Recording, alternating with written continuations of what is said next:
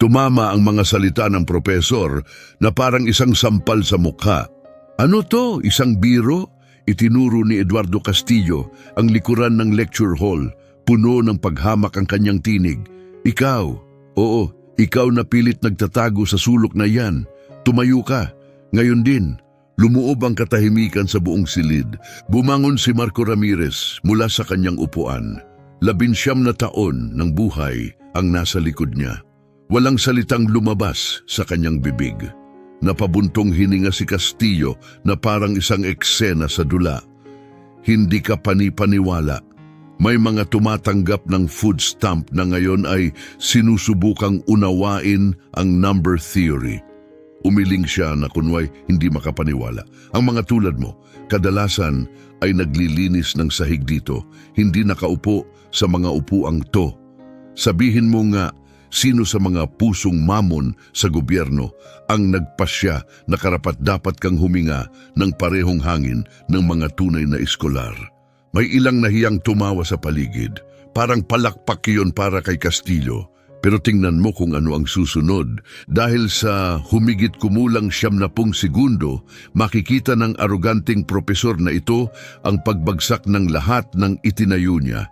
20 taon ng kasinungalingan, isang ninakaw na pamana, isang buhay na winasak. Lahat ng ito ay guguho sa kanyang harapan. At ang tahimik na binatang ininsulto niya, siya ang may hawak ng martilyo. I-drop mo ang lokasyon mo sa comments, i-hit ang subscribe, magbabago ang kwentong ito sa pananaw mo sa kapangyarihan habang buhay. Balikan natin, bago ang sandaling ito, bago ang pagtutuos, bago ang lahat sumabog. Sino nga ba si Marco Ramirez? Isang target lang ang nakita ni Castillo, isang mahirap na bata na pwedeng ipahiya. Aliwan para sa isang karaniwang Martes, pero larawan lang ang tinitingnan ni Castillo. Hindi niya nakikita ang pelikula sa likod nito. 19 na taong gulang si Marco, pangalawang taon niya sa Ashford University. At heto ang detalye na dapat sana'y nagtaas ng kilay ng kahit sino. Wala ni isa sa mga estudyante sa kursong Advanced Mathematics ang mas bata kaysa sa kanya. 2 taong lamang siya sa lahat, 2 buong taon. Isipin mo yon, pero araw-araw iisa ang routine niya. Tahimik siyang pumapasok, umuupo sa pinakadulong bahagi, malapit sa emergency exit, nakayuko, walang ingay. Participation, hindi kailanman. Pagboluntaryo ng sagot, hinding-hindi. Ipakita ang tunay na galing, walang tsansa. Bumabalik ang mga assignment niya na may markang maayos pero hindi kapansin-pansin. Nasa B+ na antas. Pasa pero hindi ka hanga-hanga. Sinadyang maging pangkaraniwan, isa itong estratehiya, isang kalkuladong paraan ng pag-survive. Itinanim ng kanyang lola ang karunungang ito noong si Marco'y halos hindi pa abot sa counter ng kusina. Itago mo ang pinakamalalakas mong baraha. Ilabas mo lang pag nakasalalay na ang lahat. Hindi kailanman mas maaga. Ang iba pang mahahalagang aral natutunan niya sa masusungit na karanasan. Sa lugar na kinalakihan ni Marco, ang pagiging kapansin-pansin ay nagiging paanyaya sa panganib. Ang pagiging mahusay ay tinutumbasan ng parusa. Ang tagumpay ay tinatapatan ng pagsabotahe. Ang mga batang mahihirap na may potensyal ay nilulunod ng sistemang idinisenyong panatilihin silang nakakadena sa simula. Kaya't naging eksperto si Marco sa pagiging invisible. Natutunan niyang umiral ng hindi napapansin, na naroon pero tila wala. Pero sa ilalim ng kanyang pagtatago, may isang bagay na pambihira. Ito ang bahaging walang nakaabang. Simula edad 15, kinakalaban na ni Marco ang mga konseptong matematika na ikinaluluhan ng mga graduate student. Walang guro, walang preparatory school, walang mayamang magulang na bumili ng oportunidad. Wala ni isa. Mga gabing mag-isa, malamig na kapeng napabayaan at isang tuklas na bumaligtad sa takbo ng kanyang buhay. 13 anyos pa lang siya noon habang nag-iikot sa mga lumang sulok ng bahay ng kanyang lola, nakahanap siya ng mga kahon na halos dekada na ang itinagal na hindi nabubuksan. At sa loob ng isa sa mga iyon, mga kwaderno, 12 ng piraso, mga pahinang puno ng equation, teorya at notasyong matematika. Pagmamayari ang mga iyon ng isang Davide Ramirez, ama ni Marco. Isang lalaking nawala sa mundo noong si Marco ay nagsisimula pa lang sa unang baitang. Ano ang natira sa alaala niya tungkol kay Davide? Halos wala, mga hibla, mga impresyon, ang bigat ng kamay na nakapatong sa balikat, isang partikular na amoy mula sa ginamit na damit. At mga salita, mga partikular na salitang halos naririnig pa rin ni Marco. Anak, ang mga numero ay may ganap na katapatan, ang panlilin lang ay likas lamang sa mga tao. Isang pangungusap, ang kabuang pamana niya mula sa isang multo. Laging nauuwi sa pader ang mga tanong tungkol kay Davide. Tinitigil ng kanyang ina ang bawat pagtatangka. Inililihis ang usapan, binabago ang paksa. Lumalayo ang tingin niya, parang may takot na may halong dalamhati. Mga pira-pirasong alaala lang ang naibigay ng kanyang lola. May kabutihan sa kaluluwa ng ama mo. Pero tinanggihan siyang tanggapin ng mundo.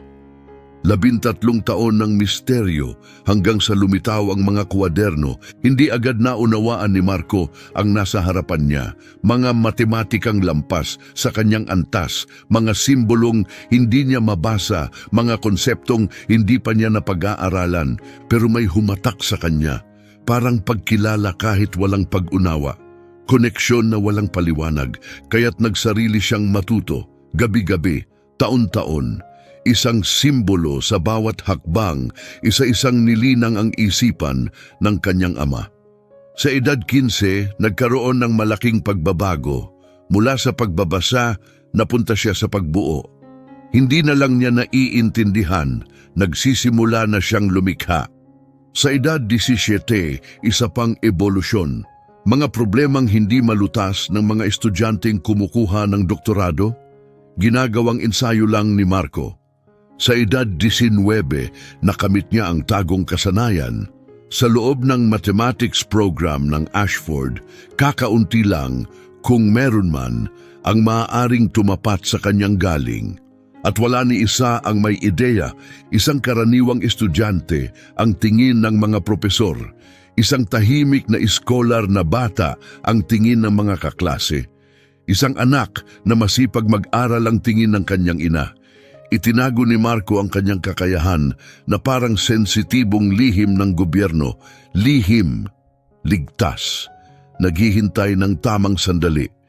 Hindi niya inasahan ang paparating, hindi niya inasahan na ang mga lihim na tinago ng mahigit 2 dekada ay sasabog na. Hindi niya inasahan na ang kasaysayan ng kanyang ama ay naroon na pala, 30 talampakan lang ang layo. May hawak na tsyok at nakasuot ng tenure na parang baluti. Ngayon ituon ang pansin sa lalaking namumuno sa silid-aralan. Eduardo Castillo, 58 taong gulang, 22 taon ng proteksyon mula sa institusyon, mga publikasyong nakaimprenta sa jurnal na itinuturing ng rurok ng karera para sa karamihan ng akademiko. Sa kanyang teritoryo, siya ang may ganap na kapangyarihan. Walang puwang ang pagsuway, hindi malugod ang pagtanggap sa tanong. May sarili ng bokabularyo ang mga estudyante para sa kanyang kurso. Tinawag nila itong sementeryo, ang lugar kung saan inililibing ang mga pangarap, kung saan nabubulok ang tiwala sa sarili, kung saan natutuklasan ng kabataan kung gaano sila kaliit sa mundong ito. Sinadya ni Castillo ang reputasyong ito. Kinagigiliwan niya ang takot, kontento siya sa pagpapasunod, buo siya sa ilalim ng kontrol. Ang kanyang personal na pilosopiya, pagprotekta sa kahusayan. Isang parira lang palagi niyang ginagamit sa mga pagpupulong ng faculty, sa mga pagsusuri ng administrasyon tuwing may tanong na lumilitaw. Ang kahusayan ay kailangang bantayan, ang mga hindi karapat-dapat ay kailangang alisin. Hindi kailangang ipaliwanag kung sino ang hindi karapat-dapat. Alam na ng lahat. May mga formal na reklamo na ipon sa loob ng 5 taon, 3 magkakaibang insidente, 3 estudyante mula sa mahihirap na pamilya. Lahat sila'y nag-akusa ng tahasang pang-aapi, sistematikong paghiya at sinadyang pagpabagsak. Lahat ng akusasyon naglaho, kulang sa ebidensya. May paliwanag dito, mga estratehikong koneksyon. May mga kaibigan si Castillo sa loob ng sistema. Mga taong may kapangyarihang gawin ang mga problema, mga reklamo na parang hindi nag-exist. Pero may mas madilim pa siyang pinoprotektahan, 24 na taong pagtatago. Isang katotohanang kayang sunugin ang lahat ng kanyang naipundar. At ang katotohanang iyon ay malapit ng humarap sa kanya. Paulit-ulit ang pattern sa kanyang karera. Paminsan-minsan may nakakalusot sa kanyang filter. Isang taong hindi pasok sa kanyang pamantayan ng katanggap-tanggap. Mali ang itsura, mali ang pananalita, mali ang pinagmulan.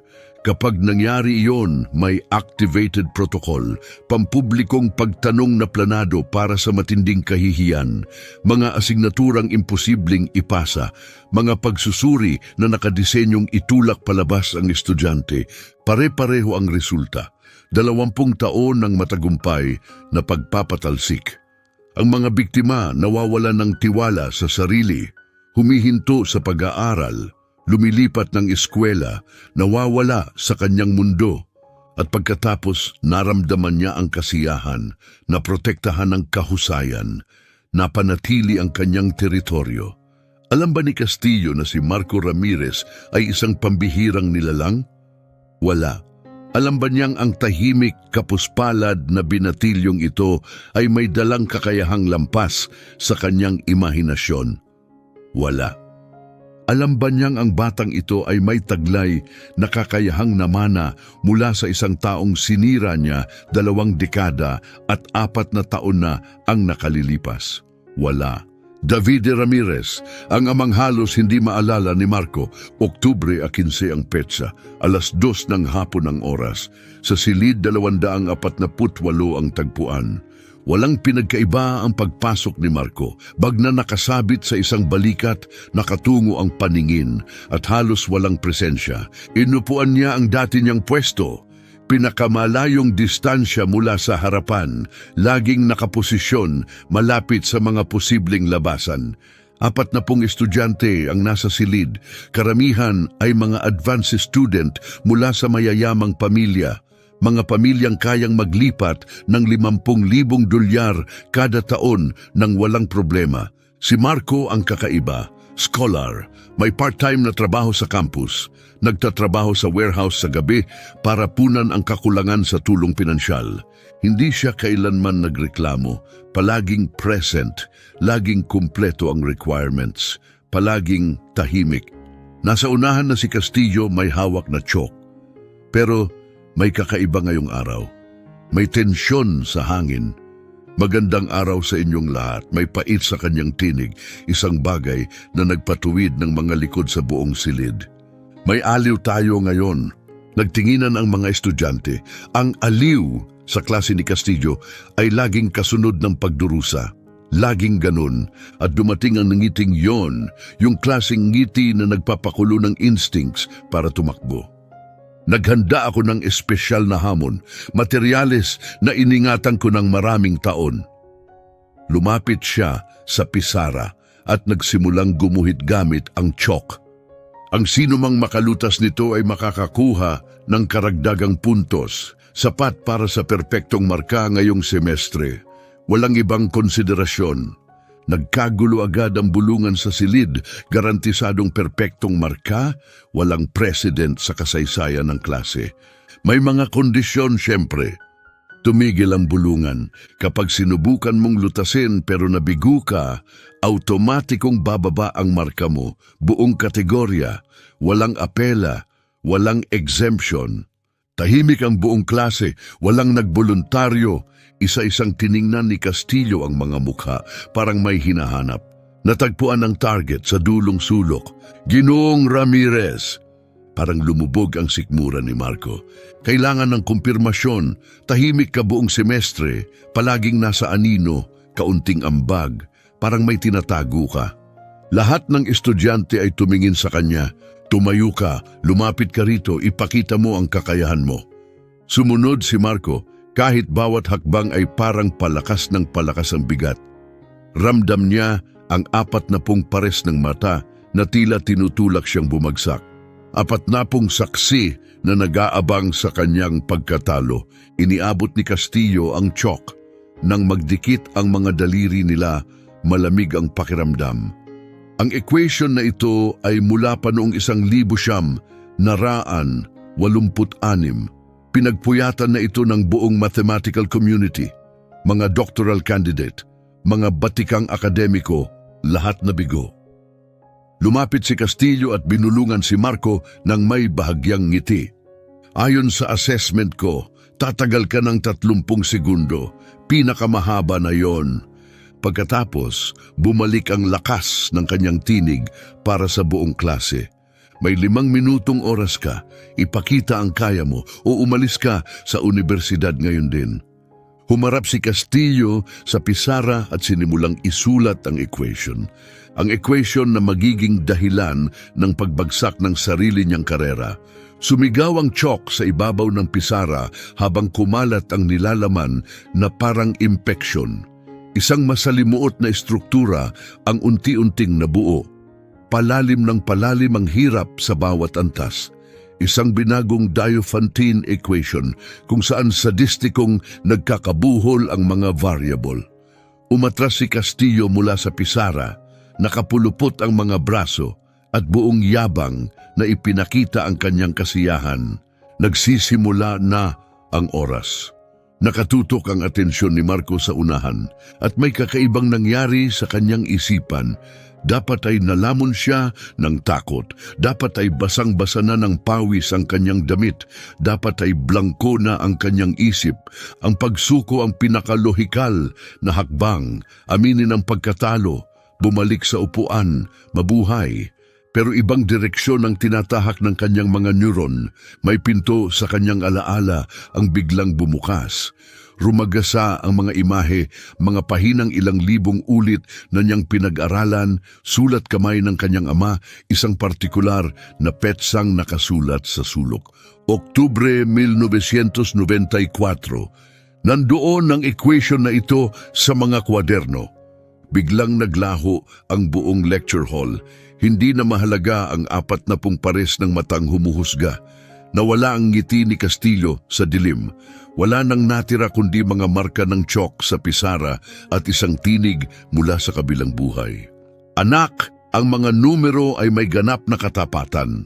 Ang panlilin lang ay sa tao lang umiiral. Nilabanan na ni David Ramirez ang eksaktong equation na ito mahigit 20 taon na ang nakalilipas.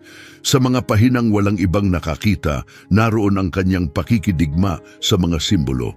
At sa tabi ng isang partikular na pagtatangka, may 3 salitang nakasulat. Nalutas, paraan C. Nasa alaala ni Marco ang bawat hakbang, bawat manipulasyon, bawat kahanga-hangang pagliko na nagpalit ng imposibilidad tungo sa katiyakan. Tumama ang chalk sa pisara. Napatawa ng matalim si Castillo. Susuko ka na ba agad? Matalinong desisyon, aminin mo na lang ang limitasyon mo at bumalik sa upuan. Pero nagsimulang gumalaw ang kamay ni Marco. Ginabayan ng katiyakan ng bawat guhit, lumitaw ang mga numero, nabuo ang mga koneksyon, mga teknikong wala sa kahit anong aklat, isang paraan na hindi pa kailanman nakita ng sino mang guro sa institusyong ito, isang pamana mula sa multo, mga solusyong hindi na ipalathala. Mga metodolohiyang nanatiling lihim sa loob ng 24 na taon. Ngayon, isiniwalat, agad na nawala ang kasiyahan sa mukha ni Castillo. Lumipas ang kalahating minuto, patuloy si Marco. Walang alinlangan. Isang estudyante sa unahan ang napausog sa kanyang upuan. Sumunod ang iba. Napalitan ng paghanga ang pangungutya. Isang bagay na pambihira ang nagaganap sa kanilang harapan. Lumipas ang 1 minuto, dumami ang mga simbolo sa pisara.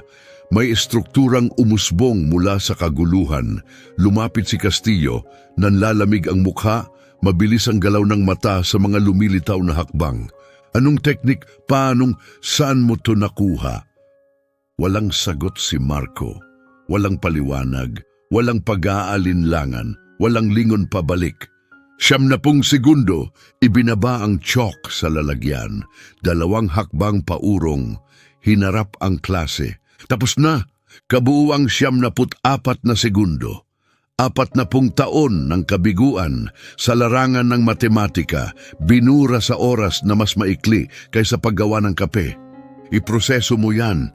Binalot ng katahimikan ng buong silid, sinuri ni Castillo ang bawat simbolo, bawat operasyon, bawat luhikang hakbang. Tila nagmamadaling maghanap ng mali. Wala siyang nakita. Perpektong pagkakaayos, walang bahid na lohika, eleganteng solusyon. Imposible! Napalayo ang kontrol ng kanyang tinig. Ganap na imposibleng magawa mo to. Nanatiling kalmado si Marco. Suriin mo mismo, bawat hakbang ay tama. May pumalakpak mula sa isang sulok ng silid. Lumaganap ito agad at nilamon ng buong kwarto. Katahimikan! Itinaas ni Castillo ang palad. Ganap na katahimikan. Ngayon din, tumigil ang palakpakan, pero hindi na mapipigilan ang epekto. Isang binatilyo na umaasa sa scholarship at gabing trabaho ang nagawa ang imposibleng lutasin ng isang kilalang propesor. Nasaksihan ng 40 pares ng mata natapos sa wala pang 2 minuto. Mabilis na umikot ang katawan ni Castillo, namula ang kanyang balat, nanginginig ang mga daliri. Walang ganong paraan sa alinmang aklat o publikasyon. Saan mo nakuha yon? Mula sa ama ko. May nagbago sa mga mata ni Castillo, halos hindi halata, isang bitak ang bumukas. Ama mo, pangalan? Davide Ramirez, namatay siya noong 6 na taong gulang ako. Isang tibok ng puso, isang iglap ng pagbubunyag, nagpakita ang hilaw na takot, pagkilala, paghahabol ng pag-asa. Pagkatapos, muling nagsuot ng baluti si Castillo. Bumalik ang lamig. Lahat ng tao umalis, tapos na ang klase. Nagmadaling naglabasan ang mga katawan, kinuha ang gamit. Naiwan si Marco, hindi gumalaw. Ginoong Ramirez, nanginginig sa pagpipigil ng galit ang tono. Asahan mong makakatanggap ka ng mensahe mula sa akin sa lalong madaling panahon. Sa loob ng ilang oras, naging pabrika ng tsismis ang buong campus. Ang hapunan ng gabi ay puno ng bulong-bulungan tungkol sa pangyayari, pabago-bago ang detalye sa bawat kwento. Ano raw? May second-year student daw na binura yung legendary problem ni Castillo. Pinahiya ng todo, anak mahirap, tahimik buong semestre, tapos biglang lumitaw, walang kalaban-laban si Lolo. Pati ang mga estudyanteng walang kaalam-alam sa matematika nakikisali sa diskusyon. Marco Ramirez, yung halos hindi pinapansin sa row 12, ngayon ay taong winasak ang reputasyon ni Eduardo Castillo. Gustong-gusto ni Marco na muling mawala. Kinandado niya ang pinto ng apartment, isinara ang mga kurtina. Sinubukang buuing muli ang kanyang hindi nakikitang buhay. Hindi gumana. Sunod-sunod ang mga electronic notifications, mga mensahe mula sa mga kaklasing dati ni hindi alam ang pangalan niya, mga request mula sa kung sino-sino. Digital na kaguluhan. Wala siyang pinansin, pero may kumakain sa kalooban niya, hindi niya kayang baliwalain. Ang reaksyon ni Castillo nang marinig ang pangalan ni Davide, hindi lang basta pagkabigla. Isa yung pagkilala, isa yung sindak. May tinatagong kaalaman, isang bagay tungkol sa kanyang ama, isang kasaysayang nilibing na noon pa. At pagkalipas ng 48 oras, dumating ang kumpirmasyon. Dumating ang mensahe sa mismong alas 3:47 ng hapon. Subject, Violation of Academic Integrity, Mandatory Conference. Paulit-ulit na binasa ni Marco ang laman nito, mas lalo niyang naramdaman ang bigat sa bawat ulit. Paglabag sa akademikong integridad. Ibig sabihin, akusasyong nandaya. Ibig sabihin, sisibakin siya. Ibig sabihin, masisira ang lahat ng kanyang naipundar. Eksaktong alas 4 ng hapon, dumating siya sa opisina ni Castillo. Mabigat ang pagkakasara ng pinto, parang kabaong ang isinara. Nasa trono si Castillo, kalmado ang anyo. May mga dokumentong nakaayos sa kanyang mesa, tila inihanda sa operasyon. Umupo ka. Umupo si Marco sa matigas na upuan, halatang sinadyang hindi komportable. Diretsyong usapan lang ito, malinis ang tono ni Castillo, pero may bahid ng panganib. Ang ipinakita mo sa klase ay nagdulot ng malalaking pag-aalinlangan. Linawin mo. Ang ginawa mo'y labis na pulido, labis na mabilis, labis na mataas ang antas para sa isang nagmula sa iyong kalagayan. May mainit na pakiramdam na gumapang sa dibdib ni Marco. Kalagayan ko? Kumilos ang katawan ni Castillo paabante. Linawin natin ito ng mabuti. Hindi basta-basta nalulutas ng mga estudyanteng nasa 2nd taon ng ganitong problema sa loob ng 90 segundo. Hindi nang walang tulong mula sa labas. Hindi nang walang pandaraya. Hindi kailanman nagkaroon ng pandaraya. Kung gayon, paliwanagan mo ako sa misteryong ito. Inunat ni Castillo ang mga braso.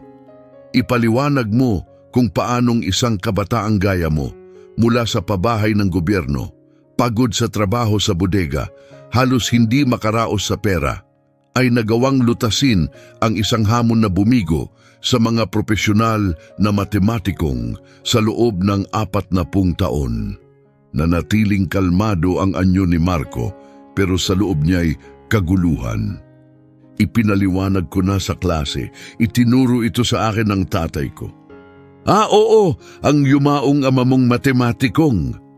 Namilipit ang ekspresyon ni Castillo. Sobrang sakto, isang pinanggalingang imposibleng mapatunayan. Totoo pa rin iyon. Iba ang interpretasyon ko.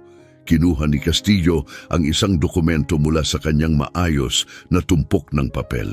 Nakita mo ang solusyon kung saan man sa mga lumang archive sa internet, nakalimutang publikasyong akademiko kung saan mang mapagkukunan. Kinausap mo ang sarili mong kabisaduhin ito.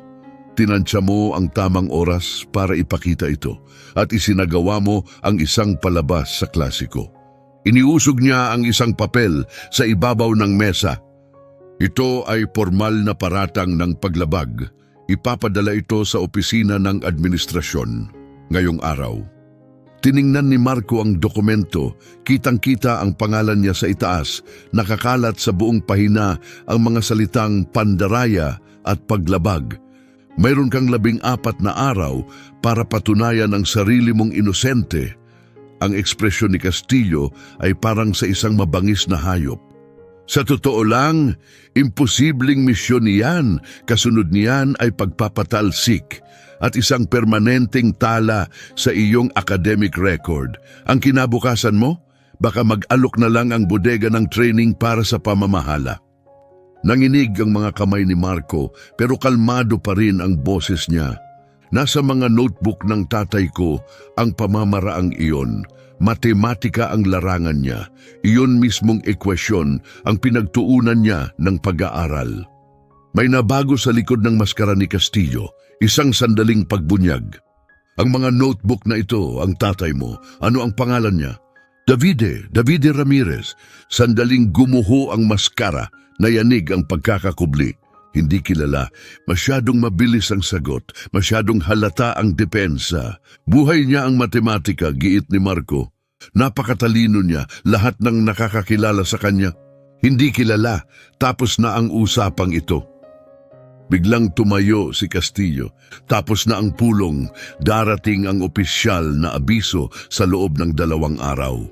Tumungo siya sa pinto at binuksan ito. Rekomendasyon ko, magboluntaryong umalis ka na lang. Kung hindi, mapapahiya ka sa harap ng publiko kapag pinatalsik ka ng formal. Sigurado iyan. Siguradong sigurado. Tumayo si Marco. Pakiramdam niya'y wala siyang timbang, pero hindi siya bumitiw ng tingin. Hindi ako nandaya at hindi ako aalis. Kahangalan, katulad ng biglang pinutol ni Castillo ang sarili, pero huli na. Katulad ng sino. Umalis ka na sa opisina ko. Lumabas si Marco, pero isang bagay lang ang iniisip niya habang binabaybay ang pasilyo. Katulad ng sino, may alam si Castillo. Alam tungkol kay Davide, alam tungkol sa lumang kasaysayan, alam na kailangang manatiling lihim. Kinagabihan, isang tawag sa telepono ang gumulantang sa lahat. Ma, may mga tanong ako tungkol kay Papa. Tumahimik ang kabilang linya, mabigat, walang hanggan. Ang timing mo, Marco, parang hindi ito basta-basta. May propesor mula sa Ashford na nagsimula ng proseso ng pagpapatalsik laban sa akin. Inaakusahan akong nandaya at noong nabanggit ang pangalan ni Papa sa usapan namin, nag-alinlangan si Marco. Parang may takot sa mukha niya. Para bang nakaharap siya sa isang multo mula sa nakaraan. Tumagal ang katahimikan. Pagkatapos ay may narinig si Marco na hindi niya inaasahan, umiiyak ang kanyang ina. Ano ang pangalan ng propesor na ito? Castillo, Eduardo Castillo. Bumigat ang paghinga ng kanyang ina. May impit na hikbi. Makailangan ko ng paliwanag. Ano ang nangyari? Umuwi ka ngayong weekend. Nanginginig ang tinig niya. May mga bagay na matagal nang dapat mong malaman tungkol sa tatay mo, tungkol sa lalaking iyon. Sabihin mo na ngayon, anong klaseng impormasyon? Hindi ito para sa tawag sa telepono. Umuwi ka, pakiusap. Naputol ang linya. Mag-isa si Marco sa kanyang apartment, napapalibutan ng mga notebook ng ama niya na parang mga pananggalang. Kabisanan niya ang sulat kamay. 6 na taon niyang pinag-aralan ang mga equation na iyon. Binuksan niya ang pinakamatandang notebook sa unang pahina nito. Kupas na lapis, Ashford University, Taglagas 1994. Napatigil ang kanyang paghinga. Nag-aral si Davide sa paaralang iyon. Sa mismong departamento, 24 na taon na ang nakalipas. Mabilis niyang nilipat ang mga pahina, naghahanap, papalapit sa huling bahagi, may mga napunit na seksyon, mga piraso na lang ang natira. May isang salitang nababasa pa, Castillo. Anuman ang nangyari sa pagitan nila, iyon ang sumira sa buhay ng kanyang ama. At ngayon, banta rin ito sa sariling kinabukasan ni Marco. Ang paglalakbay sa weekend ay tumagal ng 4 na oras sa gitna ng malakas na ulan at halos walang ibang sasakyan. Naghihintay ang kanyang ina sa mesa sa kusina. May kahong karton sa harap nito, ang kahong hindi kailanman ipinahawak kay Marco noon. Pakiramdam ko'y kailangan itong itago. Mahina ang boses ni Sofia Ramirez. Akala ko'y kaya kitang protektahan sa pamamagitan ng hindi pagsasabi ng totoo. Protektahan laban saan, ma? Binuksan ang kahon, lumantad ang laman, mga sulat, mga opisyal na dokumento, mga lumang litrato. Isang binatang may mata ni Marco, ngiti ni Marco, mukhang halos di na maalala. Nag-aral ang tatay mo sa Ashford, 24 na taon na ang nakararaan. Nanginginig ang kanyang mga kamay. Ang talino niya sa matematika ay higit sa lahat sa programa nila. Lahat ay naniniwalang magbibigay siya ng pagbabago sa mundo. Ano ang naging dahilan ng pagbagsak niya? Ang mentor niya. Lumabas ang lumang sulat mula sa kahon. Nanilaw na sa katandaan. May petsang Pebrero 1995. Kasunod ng investigasyon sa akademikong paglabag, ikaw ay opisyal na pinatalsik mula sa Ashford University. Tiningnan ni Marco ang lagda sa ibaba. Eduardo Castillo, chairman ng departamento, parang biglang lumamig ang buong katawan niya. Si Castillo ang mentor ni Papa. Higit pa sa pagiging mentor, pinunasan ng ina ang luha sa mata. Ang tatay mo ang lumikha ng isang revolusyonaryong teorya, isang pambihirang tuklas, ang eksaktong equation na nilutas mo sa klase. Parang umikot ang paligid kay Marco. Malapit na siyang mapublish, malapit na siyang magsimula ng karera, magbabago na sana ang lahat para sa kanya. Ano ang nangyari? Si Castillo ang nagnakaw nito. Tuluyan nang nagkandurog ang boses ni Sofia. Likha ng tatay mo, pero inilathala noong 1995 sa pangalang Castillo. Buong karera niya nakatayo sa pundasyong ninakaw. At noong sinubukan ni Papa na lumaban, binaliktad ang lahat. Ngayon ay malayang dumadaloy ang luha. Ang sarili niyang likha, Marco. Ipinahayag ni Castillo na si Papa mo ang nagnakaw mula sa kanya. Pinanigan ng unibersidad ang veteranong propesor laban sa isang estudyanteng nanggaling sa mahirap na pinagmulan. Walang totoong investigasyon, walang patas na proseso, tanging pagwasak lang. Parang lumabo ang paligid ni Marco. Pero may isang tanong na kailangang itanong.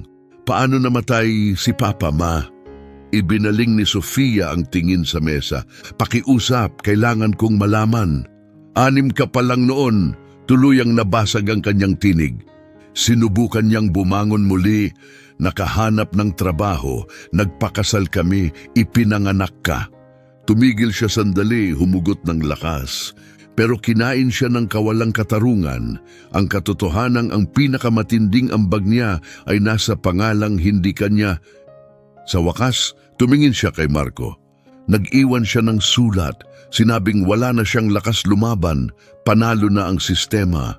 At pagkatapos siya ay hindi na niya natapos ang pangungusap. Hindi na rin ito kailangan. Nauunawaan na ni Marco ang lahat. Ang kamatayan ng kanyang ama ay hindi natural. Isa itong pagpatay, dahan-dahan, planado, isinagawa ng isang taong nagnakaw ng ideya, sumira ng pangalan at nakatakas sa anumang pananagutan. At ang taong iyon ay patuloy pa ring nagtuturo. Patuloy ang kapangyarihan, patuloy sa paninira ng mga estudyante, kasama si Marco ngayon. Matatapos na ang panalo niya, Ma. Marco, pakiusap. Puno ng desperasyon ang tinig niya. Lumipat ka na lang, maglaho ka. Huwag mong hayaang gawin niya sa'yo ang ginawa niya sa tatay mo. Umiling si Marco, mabagal, matatag. Nawala si Papa, sumuko siya at ang pagsuko ang pumatay sa kanya. Tumayo siya, may nabago sa loob niya. Ang dating pagdadalawang isip ay napalitan ng matigas na paninindigan. Yung sinimulan ni Papa, tatapusin ko. Lahat ng buhay na winasak ng taong yon, mananagot siya sa bawat isa. Ang sumunod na 14 na araw ay naging isang bangungot na gising. Isinumite ni Marco ang kanyang apela, pero hinihingi ng pulisiya ng unibersidad ang bagong ebidensya. Ebidensyang tinago na ni Castillo sa loob ng mahigit 20 taon. Binigyan siya ng komite ng integridad ng 2 linggo. 2 linggo para patunayan ang kanyang inosensya. 2 linggo para hukayin ang mga kasalanang naganap bago pa man siya ipinanganak. Imposible ang matematika. Ang oras ay garantisadong kabiguan. Agad kumalat ang mga bulong-bulungan sa campus. Ayun yung scammer sa klase ni Castillo. Sinasabing kinopya raw ang sagot mula sa internet. Ganyan talaga yung mga scholar na iyan. Kunwari lang karapat-dapat. Sa huli, nabubuko rin. Mga estrangherong hindi man lang nakipag-usap sa kanya noon, bigla na lang may matitinding opinion. Naglaho ang mga ka-study group niya, hindi na siya sinasagot sa mga mensahe. Humiling ng reassignment ang kapartner niya sa laboratorio. Mga profesor na dati bumabati sa kanya ng may ngiti, ngayon ay tinatagos lang siya ng tingin. Parang wala siya, parang wala ng halaga, parang wala na siya roon. Sa trabaho, dinagdagan ng supervisor niya ang mga oras niya. Akalain mong kailangan mo na yan. Narinig ko na ang balita. Mukhang palala na ang sitwasyon mo sa paaralan. May halatang tuwa sa bawat salita. Hindi kailanman nagtanong si Marco kung saan nagmula ang mga impormasyon. Mabilis kumalat ang negatibo, lalo na kapag sinisiguro ng mga makapangyarihan ang pagkalat nito. Tuluyan siyang tumigil sa pagpasok sa klase, nawalan na ng saysay. Bawat silid-aralan ay parang hukuman. Bawat propesor ay posibleng tagausig. Sa gabi, mag-isa siyang nagbabantay kasama ang mga notebook ng kanyang ama. Nakapaligid sa kanya, desperadong naghahanap ng kaligtasan na baka nakatago sa mga pahinang iyon. Ang mga notebook na nagturo sa kanya, ang mga notebook na humubog sa kanya, ang mga notebook na walang sino mang handang kilalaning lehitimo. Paano pinatutunayan ang intelektual na pag-aari ng isang patay na tao? Paano winawasak ang mga sistemang sadyang itinayo para protektahan ang makapangyarihan? Walang sagot si Marco at papalapit ng papalapit ang araw ng paghuhukom niya. Pagkatapos, dumating ang isang liham na halos tuluyan siyang gumuho. Minamahal na Ginoong Ramirez, ang iyong pagdinig sa apela ay itinakda sa ika-28 ng Nobyembre, alas 9 ng umaga. Ipinapaalam po namin na ang petsang ito ay saklaw ng bakasyon ng institusyon. Maaaring limitado ang availability ng mga faculty advocate at student representative. Binasa ni Marco ang mga salitang iyon ng 5 beses. Sa bawat basa, mas luminaw ang mensahe.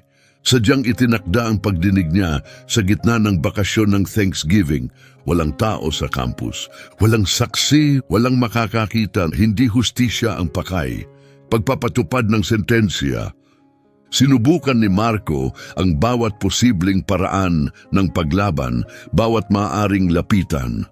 Ang tanggapan ng academic integrity, sarado dahil bakasyon, student advocacy services, automatikong voicemail, mga programang legal na tulong. Babalikan namin kayo pagkatapos ng bakasyon. Mga opisina ng administrasyon na natiling nakapirmi ang ischedule dahil sa bigat ng mga paratang. Sarado ang bawat daan, tinanggal ang bawat opsyon, pinatay ang bawat posibilidad. Umupo si Marco sa kanyang apartment habang tila lumiit ang mga dingding sa paligid niya. Nagkalat ang mga notebook ng kanyang ama sa bawat sulok, parang mga lapida. Sa unang pagkakataon, dumating ang malinaw na pag-unawa. Naintindihan niya kung bakit sumuko si Davide, kung bakit naging imposible ang magpatuloy, kung bakit naisulat ang huling mensahe. Gumana ang sistema ng eksakto ayon sa disenyo, isang estrukturang ginawa para protektahan ang mga tulad ni Castillo, isang estrukturang ginawa para durugin ang mga tulad ni Davide. Gaya ni Marco, tama si Mama, bulong niya sa hungkag na hangin. Makatuwiran ang pagalis at doon niya nakita ang sobre. Nakatago ito sa ilalim ng lahat ng laman ng kahon ng kanyang ama. Selyadong papel na nilaw sa paglipas ng mga dekada. Para kay Marco, kapag handa na siya, sulatan ng kanyang ama, kapareho ng sa mga notebook. Nanginig ang mga daliri ni Marco habang binubuksan ang liham. Anak, kung nababasa mo ang liham na ito, ibig sabihin wala na ako. Kailangan ko ang iyong kapatawaran sa aking kahinaan. Lahat ay inagaw sa akin, ang aking pananaliksik, ang aking pagkakakilanlan, ang aking kinabukasan, ang aking kakayahang lumaban. Na malabo ang paningin ni Marco sa luha. Ngunit hindi nila kayang agawin ka. Hindi nila kayang agawin ang dumadaloy sa iyong dugo. Ang kaloob ay buhay sa loob mo. Nakita ko ito nung halos hindi ka pa marunong maglakad. Sa paraan ng pagkapit ng atensyon mo sa mga pattern. Sa paraan ng pag-abot ng maliliit mong kamay sa aking mga notebook bago ka pa makabuo ng mga salita. Patuloy na binasa ni Marco ang tinig ng kanyang ama tumatawid sa 24 na taon ng katahimikan. Hihigitan mo ako balang araw at kapag tinarget ka nila dahil hindi maiiwasan iyon, tumanggi kang ulitin ang aking pagkakamali. Tumanggi kang maging hindi nakikita. Tumanggi kang ibigay sa kanila ang tagumpay na iyon. Ang mga sumunod na salita ay tumama na parang mga suntok. Lumaban, sa kabila ng sakit, sa kabila ng pag-iisa, sa kabila ng pangkalahatang pagdeklara ng iyong pagkatalo. Lumaban, dahil ang pagsuko ay hindi kapayapaan. Ang pagsuko ay kamatayan lamang na may ibang anyo. Idinikit ni Marco ang liham sa kanyang dibdib. Naunawaan ng kanyang ama bago pa siya isilang bago ang lahat. Alam niyang hindi maiiwasan ang paghaharap na ito at may inihanda na siyang mga tagubilin. Hindi dumating ang tulog ng gabing iyon. Pinalitan ito ng trabaho. Inayos ni Marco ang mga notebook ng kanyang ama ayon sa kronolohiya, petsa bawat pahina at ikinumpara ang bawat equation sa mga publikasyong inilathala ni Castillo. Ang pattern ay sumisigaw ng katotohanan. Gawa ni David Ramirez, 1974. Paglalathala ni Castillo, 1975. Magkaparehong equation, magkaparehong pamamaraan, magkaparehong solusyon. Itinatag ng mga petsa ang lahat. Ang ama niya ang orihinal na may likha. Si Castillo ang magnanakaw. Pero alam ni Marco na hindi sapat ang ebidensya, hindi laban sa 23 taon ng institusyonal na panangga para sa isang tenured professor. Hindi sa loob ng sistemang sadyang binuo upang durugin ang mga galing sa pinagmulan ni Marco. Kailangan niya ng kakampi sa loob.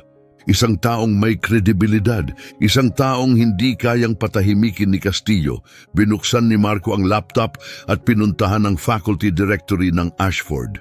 Naghahanap ng isang tao, kahit sino. Isang pangalan ng agad na humatak ng atensyon niya, Dr. Elena Mendoza, Associate Professor ng Applied Mathematics, may doctorate mula sa MIT. Isa sa 4 na faculty member sa Ashford na galing sa uring manggagawa at nag-iisang ganon sa buong departamento ng matematika. May mga kwento tungkol sa kanya. Hindi siya interesado sa politika. Hindi siya interesado sa pagtatanggol sa matataas na ranggo.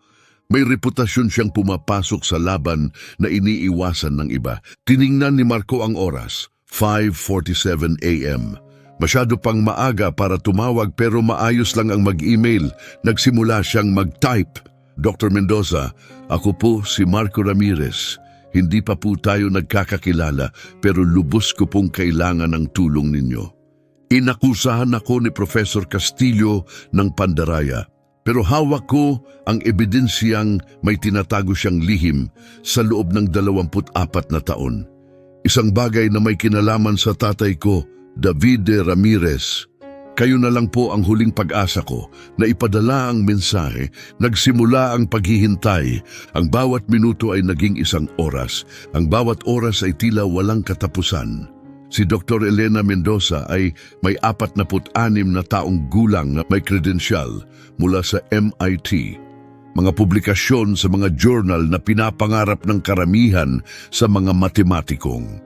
20 taon ng pananatili sa akademya ang nagturo sa kanya kung kailan dapat lumaban at kung kailan ang pananahimik ang paraan upang mabuhay. Sa loob ng 24 na taon, nanahimik siya tungkol kay David Ramirez. Ngayon, natapos na ang katahimikang iyon. Ang opisina ni Dr. Mendoza ay maliit, pinalilibutan ng mga bookshelf at may nakadisplay na mga sertipikado at diploma. Isang larawan lang ang nasa kanyang mesa, isang grupo ng mga graduate student na may mga ngiting puno ng pag-asa. Isara mo ang pinto, sabi niya sabay turo. Umupo ka. Sumunod si Marco. Ay, kailangan ko ang buong kwento. Simula hanggang ngayon, walang labis, walang kulang. Nagsalita si Marco ng tuloy-tuloy sa loob ng 30 minuto tungkol sa equation, sa pampublikong kahihiyan, sa mga paratang, sa mga notebook ng kanyang ama, sa liham mula 1,000 naraan 75. Lahat ay ibinuhos niya. Tahimik na tinanggap lahat ni Dr. Mendoza, walang ipinakitang emosyon. Pagkatapos ng lahat na nahimik siya, saka itinuro ang litrato sa kanyang mesa. Yang lalaking yan, pangalawa mula sa kaliwa, kilala mo ba? Tiningnan ni Marco ang larawan. Isang kabataang galing sa simpleng pinagmulan. May maliwanag ng ngiti, may matang puno ng pag-asa. Iyan ang tatay mo, David Ramirez. Magkasabay kami sa doctoral program noong 1974. Napatigil ang paghinga ni Marco. Kilalang kilala ko siya. Mabigat ang tinig ni Dr. Mendoza, pasanang lungkot ng nakaraan. Siya ang may pinakakamanghamanghang isipan sa matematika na nakilala ko. Lahat ay naniniwalang mag-iiwan siya ng revolusyonaryong ambag sa larangan. Bumaba ang boses niya, halos pabulong, hanggang sa wasakin siya ni Castillo. Nasaksihan niyo mismo ang nangyari?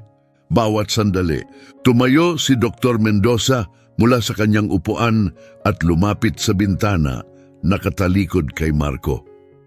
Lumikha ang tatay mo ng isang bagay na makabago, isang solusyon sa problemang hindi matumbasan ng mga mathematician sa loob ng maraming dekada. Ito ang obra niya, ang daan niya papunta sa lahat ng pangarap niya. Yung equation na ibinigay sa akin ni Castillo, yun mismo! Humarap siyang muli kay Marco. Si Castillo ang tagapayo niya. May buong access siya sa pananaliksik ng tatay mo. Alam niya ang lahat ng binubuo nito. Sandaling tumigil siya, tila pinipigil ang galit. At doon nangyari ang pagnanakaw. Noong 1995, inilathala ang pananaliksik sa pangalang Castillo. Mula roon, buong karera ang itinayo sa pundasyong ninakaw. Nakuha niya ang tenure, nakuha niya ang pagkilala, nakuha niya ang yaman, tumigas ang tono niya. At nang sinubukan ng tatay mo na lumaban, nang nagpakita siya ng ebidensya, ibinaligtad ni Castillo ang akusasyon. Tahimik ang paligid habang lumutang ang bigat ng katotohanan. Plagiarism, laban sa tunay na may likha, at pinanigan ng unibersidad ang kilalang propesor kaysa sa estudyanteng galing sa mahirap na lugar.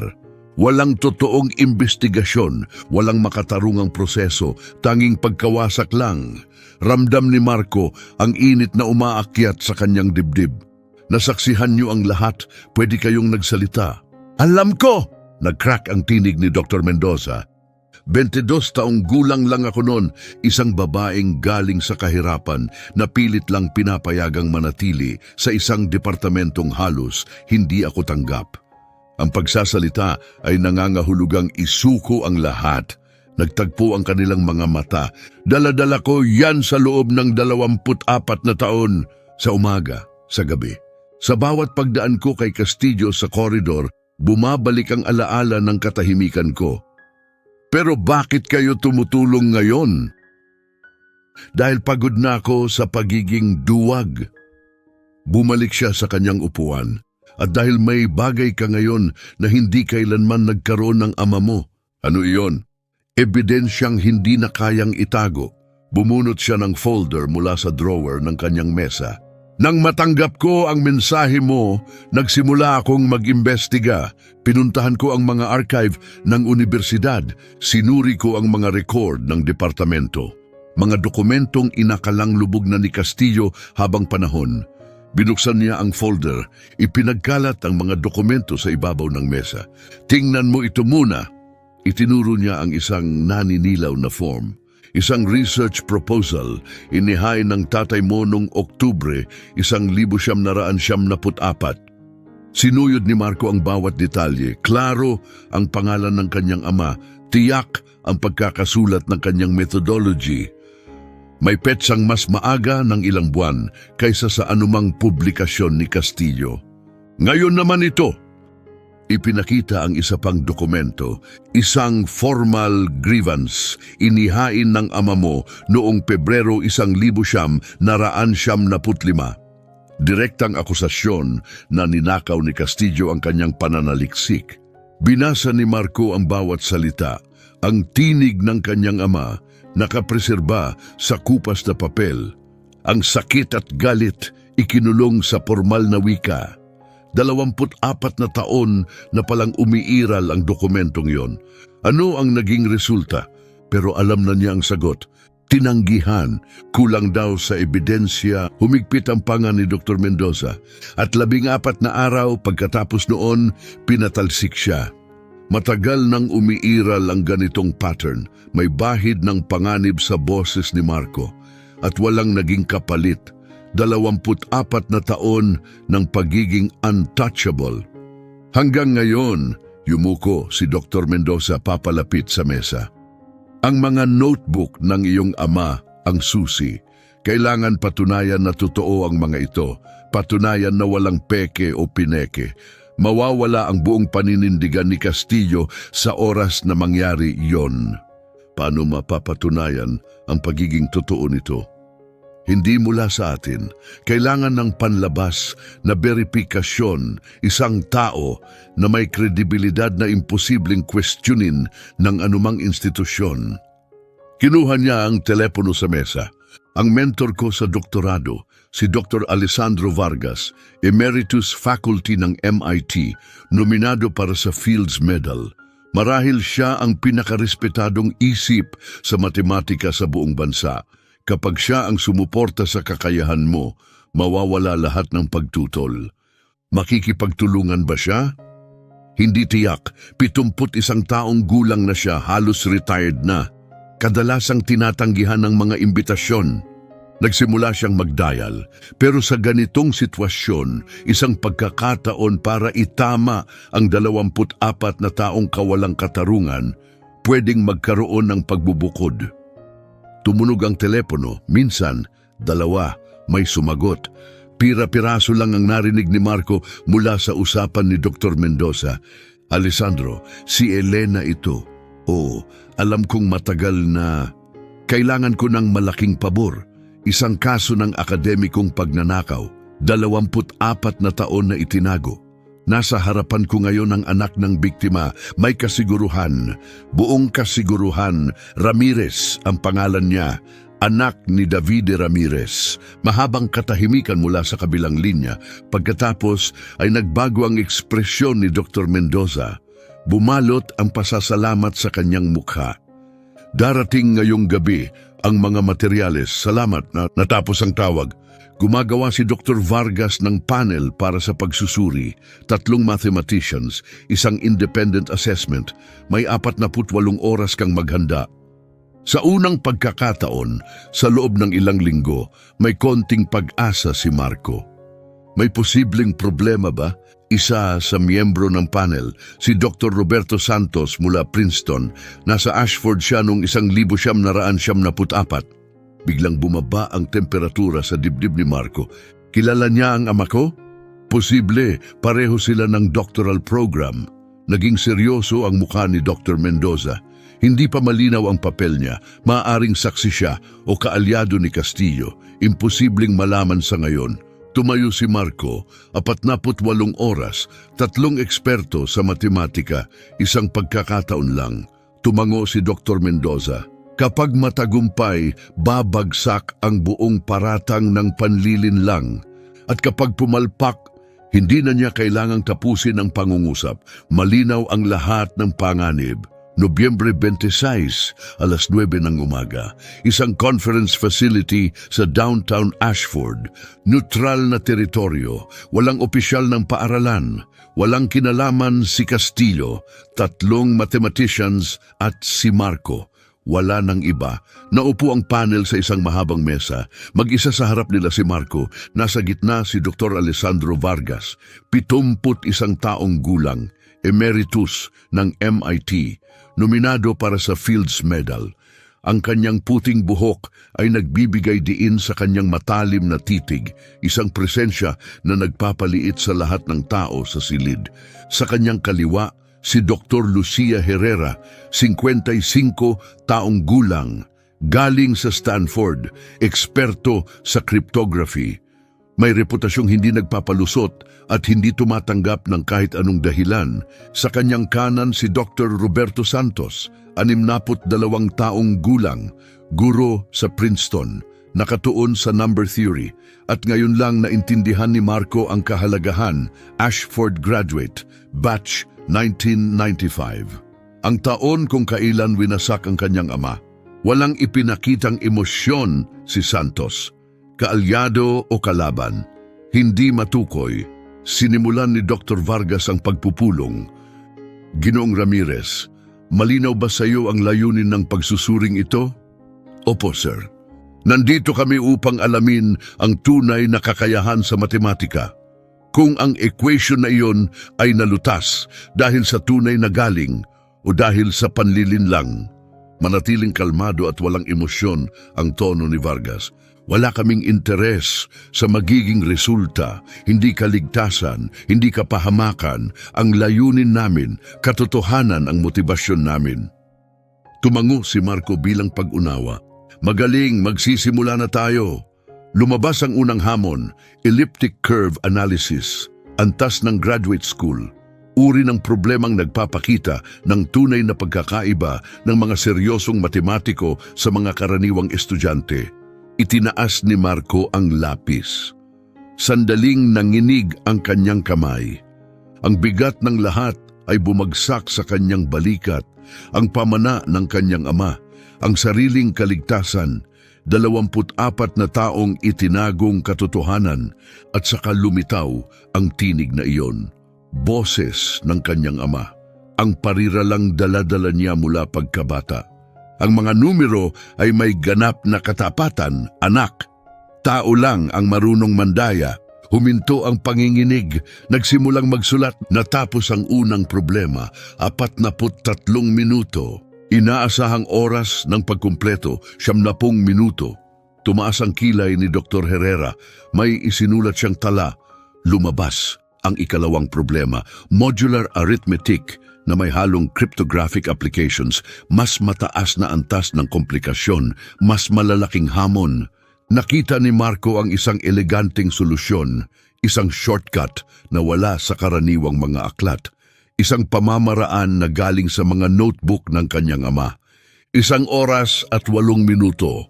Umusog si Dr. Vargas pasulong, tumindi ang kanyang obserbasyon. Dumating ang ikatlong problema, open-ended na paggawa ng proof. Walang nakatakdang tamang sagot. Purong pagpapakita ng pag-iisip sa matematika. Dito madalas bumagsak ang mga kandidato kung saan mas nangingibabaw ang tunay na talento kaysa sa mga inaral na formula. Pumikit si Marco, sumulpot sa kanyang isipan ang paraan ng kanyang ama. Hindi diretso, hindi inaasahan. Maganda, bumukas ang kanyang mga mata, nagsimulang muli ang pagsusulat. 3 oras at 22 minuto ang kabuuan, ibinalik ang lapis sa ibabaw ng mesa. Tapos na, kinuha ng panel ang kanyang mga sagot. Tahimik na pag-uusap ang naganap habang si Marco ay nanatiling hindi makagalaw. Nasa kamay nila ang kanyang kapalaran. Pinakamahabang tumingin sa mga papel si Dr. Santos. Ang ekspresyon niya ay hindi hinala, kundi ibang emosyon. Isang bagay na kahawig ng guilt. Sa wakas, nagsalita si Dr. Vargas, 30 minutong pagsusuri, pakihintay sa labas.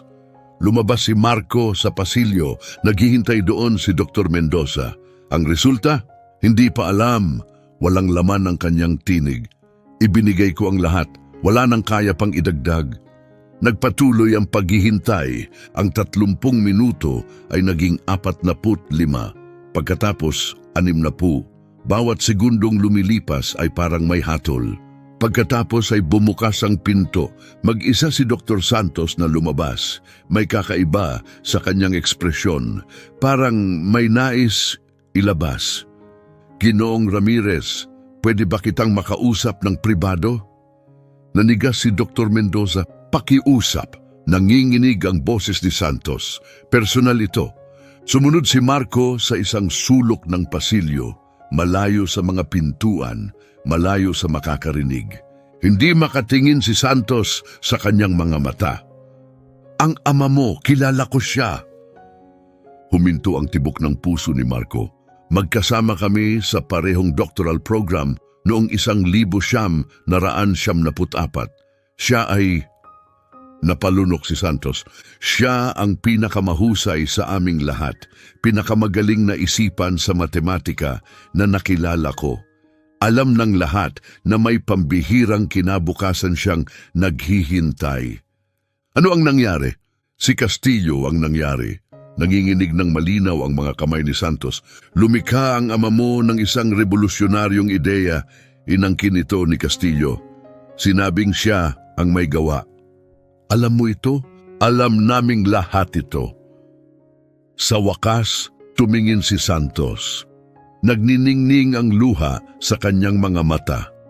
Nang akusahan ni Castillo ang ama mo ng pagnanakaw, alam naming peke ang paratang. Pero hawak ni Castillo ang kapangyarihan, ang tenure, ang mga koneksyon. Nabali ang kanyang boses. At kinain kami ng takot. Uminit ang dibdib ni Marco. Hinayaan ninyong sirain ang buhay ng ama ko. Oo, basag ang boses ni Santos. 24 na taon ko nang pasa ng bigat na yan. Pilit kong pinaniwala ang sarili ko na hindi ko problema, na marahil may kasalanan din ang ama mo. Tumigil siya, halatang masakit ang kanyang pag-amin, pero nandoon ang katotohanan. Palagi naming alam kung ano talaga ang nangyari. Ipinasok niya ang kamay sa loob ng kanyang jacket. May inilabas na sobre. Nakasaad dito ang buong salaysay ko, lahat ng nasaksihan ko, lahat ng dapat sinabi pa noong 1900 naraan 74. Tinanggap ni Marco ang sobre, nanginginig na rin ang kanyang mga kamay. Bakit ngayon lang ito nangyayari? Dahil sa nakita ko sa silid na yon, nang makita kitang nilulutas ang mga problema, may kaunting liwanag sa mukha ni Santos. Pinunasan niya ang luha. Ang laban mong ito ay higit pa sa sarili mong kaligtasan. Laban mo ito para sa kanya, isang taong dapat pinahalagahan pero pinabayaan, isang taong tinalikuran ng lahat. Umayos siya ng tayo, may bagong paninindigan. Hindi na mauulit ang kabiguan na iyon, binabago ko ang aking pagsusuri at handa akong tumistigo laban kay Castillo. Hinawakan ni Marco ang sobre 24 na taon ang kinailangan para sa kumpisal na ito. Pero sapat na ba ito? Bumukas muli ang pinto, lumabas si Dr. Vargas. Ginoong Ramirez, handa na kami. Muling pumasok si Marco sa silid kasama si Dr. Mendoza. Bumalik si Santos sa kanyang pwesto sa panel. Hawak ni Dr. Vargas ang mga materyales ni Marco. Ginoong Ramirez, 43 taon na akong nasa larangan ng matematika. Libu-libong estudyante na ang nasuri ko mula sa MIT, Princeton, Cambridge, ang pinakamahusay na institusyon sa buong mundo. Tumigil siya sandali para bigyang diin ang susunod. Ang ipinakita mong trabaho ngayong araw ay patunay ng pambihirang kakayahan. Ang unang problema ay natapos sa kalahati ng inaasahang oras. Ang ikalawang problema ay gumamit ng metodolohiyang karaniwang makikita lang sa mga advanced na pananaliksik. Ang ikatlong problema ay nagpakita ng orihinal na pag-iisip at profesional na antas ng proof construction. Pigilang huminga si Marco. Ang aking profesional na opinyon ay ito, hindi panlilin lang ang taglay mo. Tunay na talento sa matematika ang meron ka. Tumango si Dr. Herrera bilang pagsang-ayon, walang basehan ang mga paratang. Tumayo si Dr. Santos mula sa kanyang upuan at bukod pa ron, may testimonya ako ukol sa mga pangyayaring nasaksihan ko noong 1900, naraan 74. Mga pangyayaring nagpapaliwanag kung paano nakuha ni Profesor Castillo ang gawaing matagal na niyang inaangkin bilang kanya. Sa wakas ay nakapasok muli ang hangin sa mga baga ni Marco. Ang una niyang tunay na paghinga sa loob ng ilang linggo. Diretsyong tumingin si Dr. Vargas sa kanya. Ginoong Ramirez, siguradong labis ang magiging pagmamalaki ng iyong ama. Nobyembre 28, alas 9 ng umaga.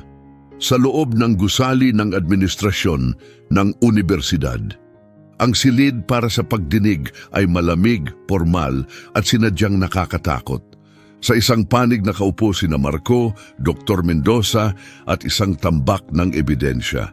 Sa kabilang panig, si Profesor Eduardo Castillo nakaupo ng may kumpiyansa, may ngiting puno ng kasiyahan at siguradong panalo siya. Wala siyang kaalam-alam sa kapahamakang papalapit. Simple lang ang kasong ito. Malinaw at mahusay ang pagkakabitaw ng boses ni Castillo, parang sanay na sanay.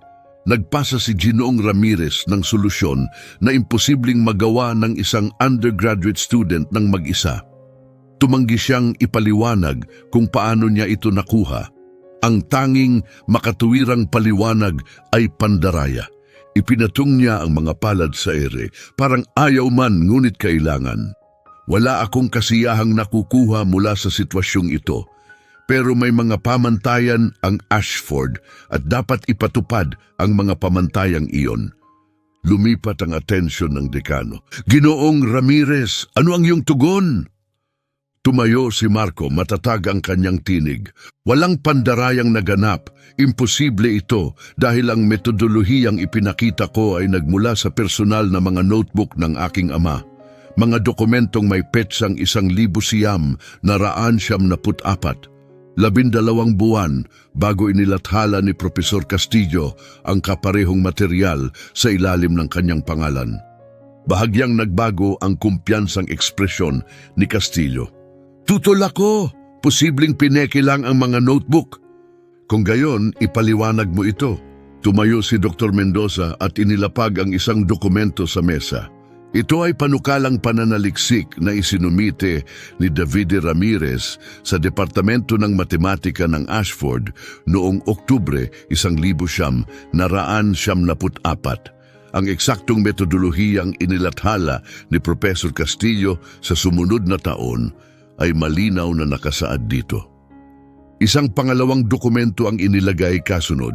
Ito naman ay formal na reklamo na inihain ni Davide Ramirez noong Pebrero 1975, isang direktang paratang na inangkin ng kanyang tagapayo ang kanyang pananaliksik. Lumingid ang kulay sa mukha ni Castillo. Walang saysay ang mga dokumentong iyan. Si Davide Ramirez ay isang napatunayang plagyaryo na si Davide Ramirez ang aking ama. Matalas ang tinig ni Marco, tahimik ngunit tumatagos. At hindi siya kailanman nandaya, siya ang tunay na biktima. Nagpatuloy si Dr. Mendoza, hindi natitinag. May independent verification ng kakayahan ni Ginoong Ramirez. 3 matematisyan ang nagsagawa ng pagsusuri 2 araw ang nakalipas. Si Dr. Alessandro Vargas mula MIT, si Dr. Lucia Herrera mula Stanford, at si Dr. Roberto Santos mula Princeton. Inilapag sa mesa ang mga nakasulat nilang opinyon. Nagkakaisa ang kanilang konklusyon. May tunay na talento si Marco Ramirez sa matematika at iisa rin ang kanilang pahayag. Walang kahit anong basehan ang mga paratang ng plagiarism. Lumabas ang pawis sa noo ni Castillo. Wala namang patunay ang mga pagsusuring iyon sa kung saan niya nakuha ang kaalaman. May karagdagang ebidensya pa. Tumalim ang tono ni Dr. Mendoza. Nagbigay ng sinumpaang salaysay si Dr. Santos. Dumulas ang dokumento sa ibabaw ng mesa. Graduate student si Dr. Santos sa Ashford noong 1974. Nasaksihan niya kung paano inangkin ni Profesor Castillo ang pananaliksik ni Davide Ramirez. Nasaksihan niya ang mga pekeng paratang. Nasaksihan niya ang sistematikong pagtatakip. Biglang tumayo si Castillo. Pawang chismis, purong imbento. Wala si Santos. Umupo ka, Professor Castillo. Ang tinig ng dekano ay malamig at may autoridad. Magkakaroon ka rin ng pagkakataong magsalita. Muling umupo si Castillo. Nanginginig ang kanyang mga kamay. Lumapit si Marco. 21 taong gulang lang ang ama ko nang wasakin ni Profesor Castillo ang kanyang buhay. Inakusahan ng pagnanakaw ng sariling likha, pinalayas, tuluyang isinama sa blacklist. Tumigas ang kanyang boses, puno ng malamig na galit. Hindi na siya muling nakaahon. Pagkatapos nabasag ito, nagpakamatay siya noong 6 na taong gulang pa lang ako. Dahil sa mga ginawa ng taong yan, itinuro niya si Castillo. At ngayon, makalipas ang 24 na taon, sinubukang ulitin ang parehong pagkawasak sa akin. Dahil pumasok ako sa kanyang klase, dahil nalutas ko ang isang equation. dahil hindi niya matanggap na isang batang mahirap mula sa public housing ang nakalutas ng mas mabilis kaysa sa kanya. Lumitaw sa screen ang naitalang pahayag ni Dr. Vargas. Malawakang pagsusuri ang isinagawa sa gawa ni Marco Ramirez. Umiiral ang pambihirang kakayahan. Ang kanyang mga metodolohiya ay eksaktong tumutugma sa mga dokumentadong pananaliksik ng kanyang ama. Mga pananaliksik na nauna ng higit 12 buwan kaysa sa mga publikasyon ni Profesor Castillo. Tumingin si Vargas direkta sa kamera. Narito ang aking profesional na opinyon. Itinayo ni Profesor Eduardo Castillo ang buong karera niya sa nakaw na gawa. Ang kanyang paratang kay Marco Ramirez ay hindi lamang kasinungalingan, ito ay pagpapatuloy ng pandaraya na sinimulan niya 24 na taon na ang nakalipas. Nagtapos ang recording, tahimik ang bumalot sa silid, humarap ang dekano kay Castillo. Profesor Castillo, may nais ba kayong ipahayag? Bumukas ang bibig ni Castillo, nagsara, bumukas muli. Sa unang pagkakataon, sa loob ng 23 taon, walang lumabas ni isang salita. Tumango ang dekano. Ang mga paratang ng pandaraya laban kay Marco Ramirez ay opisyal na ibinasura, epektibo agad. Isang sandaling paghinto, isang investigasyon ang sisimulan laban kay Profesor Eduardo Castillo ukol sa mga aligasyon ng pananaliksik na may daya, maling akusasyon at pang-aabuso ng kapangyarihang akademiko. Sa wakas, nakahinga si Marco. 24 na taon, dumarating na ang katarungan. Bago tuluyang matapos ang pagdinig, muling tumayo si Marco. Hindi paghihiganti ang dahilan ko kung bakit ako nandito. Itinuon niya ang tingin kay Castillo, ang lalaking dahan-dahang pumatay sa kanyang ama, ang lalaking muntik ng gawin ding ganoon sa kanya. Ang pangalan ng ama ko ang nagdala sa akin dito. Ngayon ay buo na ang kanyang tinig, matatag. Si Davide Ramirez ay isang henyo sa matematika. 21 taong gulang siya nang nakawin ang kanyang pagkatao. Ang kanyang pananaliksik ay inangkin. Ang kanyang reputasyon ay winasak. Ang kanyang pagkatao ay binura. Itinaas ni Marco ang notebook ng kanyang ama. Karapat-dapat siyang maalala, hindi bilang isang mandaraya, hindi bilang babala, kundi bilang tunay niyang sarili, isang henyo na binago ang matematika kahit hindi siya kinilala. Maingat niyang inilapag ang notebook sa mesa, at ngayon magsisimula ang pagkilalang iyon. 3 buwan ang kinain ng investigasyon, 4 na kumpirmadong kaso ng pandarayang pang-akademiko ang lumitaw. 3 dating estudyante ang lumantad na may magkatulad na karanasan. 2 dekada ng intelektual na pagnanakaw ang nabunyag. Hindi isinuko ni Castillo ang kanyang tenure. Inalis ito sa kanya. Minarka ang kanyang mga publikasyon. Binawi ang mga parangal. Inalis ang kanyang pangalan sa scholarship na dating ipinangalan sa kanya. Pero hindi pagpapatalsik ang kinahinatnan, mas malala ang nangyari, pagkakabura sa mga journal ng akademya, sa mga profesional na kumperensya, sa departamentong pinamunuan niya sa loob ng 23 taon. Ang huling balitang natanggap tungkol sa kanya, nagtuturo ng remedial mathematics sa isang community college sa ibang estado. 40,000 dolyar kada taon ang sahod. Nakatira sa maliit na apartment na may 1 kwarto. Sinubukan niyang gawing invisible si Marco. Ngayon, siya na ang nawala sa paningin ng lahat. Opisyal ng kinilala ng Ashford University si Davide Ramirez bilang orihinal na may akda ng publikasyon noong 1995. Naglabas ng formal na pagwawasto ang National Mathematics Association. 24 na taon ng panlilinlang pinawi ng isang pahayag. Isang scholarship ang itinatag sa ngalan niya, the Davide Ramirez Mathematics Scholarship. Pinopondohan nito ang mga estudyanteng unang henerasyon sa universidad. Mga batang galing sa subsidized housing, mga batang umaasa sa tulong ng gobyerno, mga batang katulad ni Marco. Dumating ang spring semester kasama ang unang publikasyon ni Marco, The Impossible Equation Solved His Way.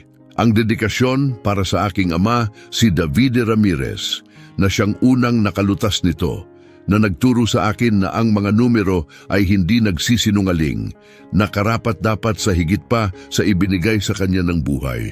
2 taon nang lumipas, si Dr. Mendoza ang naitalagang bagong chair ng departamento, ang kauna-unahang tao mula sa uring manggagawa na humawak ng posisyong iyon sa Ashford. Ibinigay naman ni Dr. Santos ang lahat ng kanyang ipon sa Davide Ramirez Scholarship. Tinawag niya itong pagtubos para sa 24 na taong pananahimik.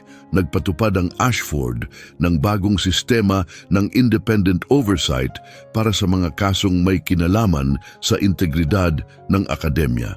Tinanggal ang closed-door hearings. Ipinagbawal ang pag-schedule ng mga pagdinig tuwing bakasyon. Hindi na pinayagang maging hukom ang mga tenured faculty sa sariling kaso nila. Ginawang mandatory ang equity training para sa lahat ng guro. Gumawa rin sila ng anonymous reporting system para sa mga estudyante. 3 karagdagang universidad ang sumunod sa parehong pulisya. Binanggit ang Ramirez case bilang batayan. Isang estudyante, isang equation, isang katotohanang nilibing ng isang pamilya at isang sistemang kailanmay hindi nababalik sa dati. Ipinapram ng ina ni Marco ang artikulo sa pahayagan at isinabit sa dingding ng sala.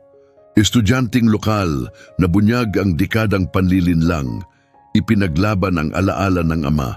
Sa ilalim nito inilagay niya ang isang litrato, ang galing sa kahon. Si Davide Ramirez sa edad na 21, ngiti na puno ng liwanag, mga matang puno ng pag-asa.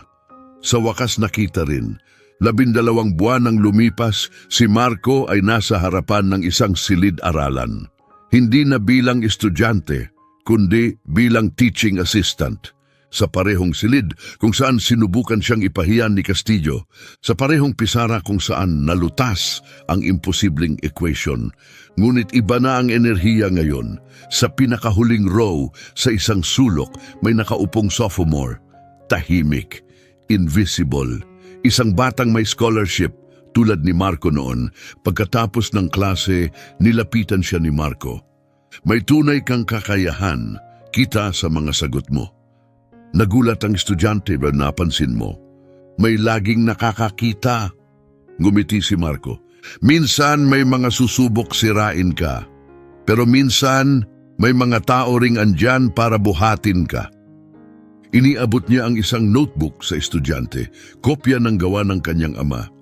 Malaki ang naitulong nito sa akin, baka makatulong din sa'yo.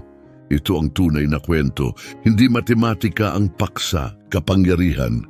Kung sino ang may hawak, kung sino ang wala, at kung anong nangyayari kapag ang makapangyarihan ay nagdesisyong hindi ka kabilang. Tiningnan ni Eduardo Castillo si Marco at nakita ang isang target, isang batang mahirap mula sa maling lugar, isang taong dapat pagtawanan, ipahiya, wasakin. Hindi niya nakita ang isang henyo, hindi niya nakita ang isang pamana, hindi niya nakita ang isang anak na bit-bit ang pangarap ng kanyang yumaong ama. Wala siyang ideya kung sino ang nasa harapan niya at yan ang katotohanan tungkol sa pagmamaliit sa tao. Dumarating ang araw na pinapatunayan nilang mali ka. Matinding aral ang natutunan ni Castillo. 23 taon ng panlilinlang, 23 taon ng nakaw na katalinuhan. Lahat yun gumuho sa loob ng 74 na segundo dahil sa estudyanteng akala niya'y walang lugar sa silid-aralan. Baka may tumingin na rin sa'yo at nagpasya na hindi ka akma. Pinaramdam sa'yo na hindi ka nakikita. Ipinahiwatig direkta man o hindi, nakulang ka. Dahil sa estado mo sa buhay, dahil sa pinanggalingan mo, sa punto ng pananalita mo, sa kapitbahayan mo, baka hinihintay mo pa rin ang sarili mong 74 na segundo. Ito lang ang gusto kong maunawaan mo. Darating yan. Hindi alam ng mga nagmamaliit sa'yo kung ano ang dala mo, kung ano na ang mga nalampasan mo, kung anong mga kakayahan ang nasa loob mo, panlabas lang ang nakikita nila. Hindi nila napapansin yung lalim. Magpatuloy ka, lumaban ka. At kapag dumating na ang sandali mo, ipamukha mo sa kanila sa mahirap na paraan. Kaya hayaan mong itanong ko ng direkta, naranasan mo na bang maliitin dahil sa itsura mo o pinagmulan? Anong nangyari? May kastilyo ba sa buhay mo? Isang taong sinubukang pabagsakin ka? May Davide ba sa kwento mo? Isang taong karapat dapat ipaglaban ang katotohanan? Ibahagi mo ang sagot mo sa comments. Ikwento mo ang kwento mo. Ang mga pinakatumatagos na kwento, maaari naming gawing mga susunod na episode. At kung tumama sa puso mo ang kwentong ito, kung naramdaman mo ang galit, ang pag-asa, kung naalala mo ang sarili mong laban, ibahagi mo ito. Ibahagi mo sa mga taong minamaliit, sa mga taong lumalaban para makilala, sa mga taong kailangang marinig na ang katotohanan lalabas at lalabas din. Kahit pa kailangan pang maghintay ng 24 na taon, mag-subscribe sa channel dahil ang katarungan hindi ibinibigay, ipinaglalaban. At tandaan mo ito, hindi alam ng isang propesor na ang estudyanteng may scholarship sa kanyang klase ay isang henyo sa matematika. Sumulat siya ng imposibleng equation para pagtawanan ito. Ipagkaila ito. Patunayan na ang mga batang galing sa kahirapan ay walang lugar. Pero pagkalipas ng 74 na segundo, alam na niya kung sino talaga ang kaharap niya sa pinakamahirap na paraan. Manindigan ka para sa katarungan. Hindi dapat ito maging kwentong naiiba. Dapat ito na ang huling beses na mangyari ito. Dito sa amin, ginagawa naming panawagan ang bawat sandali ng kawalang katarungan. Mag-subscribe para palakasin ang panawagang iyon, para manatili ito. Tumama ang mga salita ng propesor na parang isang sampal